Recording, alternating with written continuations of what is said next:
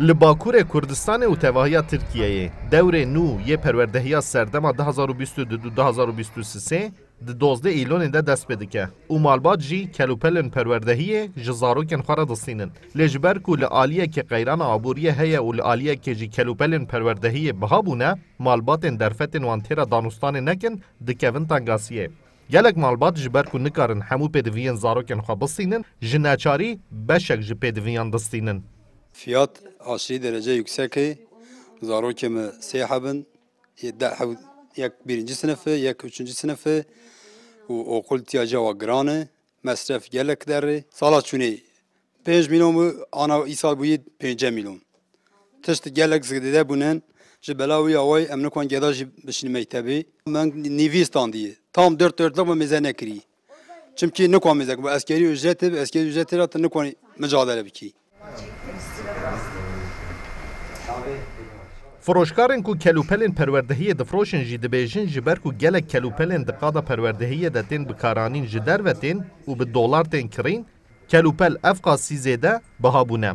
Gora sala çûnê û îsal darawan da ji sedî dora sêsedî heta nivî fiyatê wî zêde bûnin. Ez bêm sala çûnê ji bo yek öğrencikî yani ortalama fiyata wî 500 bû, 400 bû ya 200 bû en zêdî wî.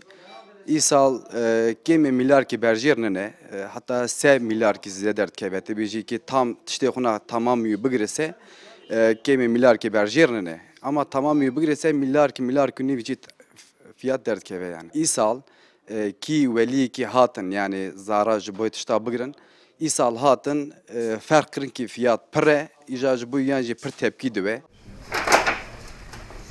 Di serdema pandemiyê de piraniya dewrê perwerdehiyê bi awayekî online berdewam kir û malbat zêde neçar neman ku danûstana perwerdehiyê bo zarokên xwe bikin ku îsal biha bûn zêdetir bi bandore.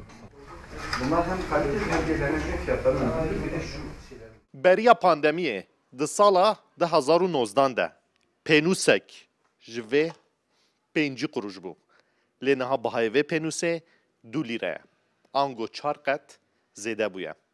Mahir Yüksel, Kurdistan 24, Diyarbakır.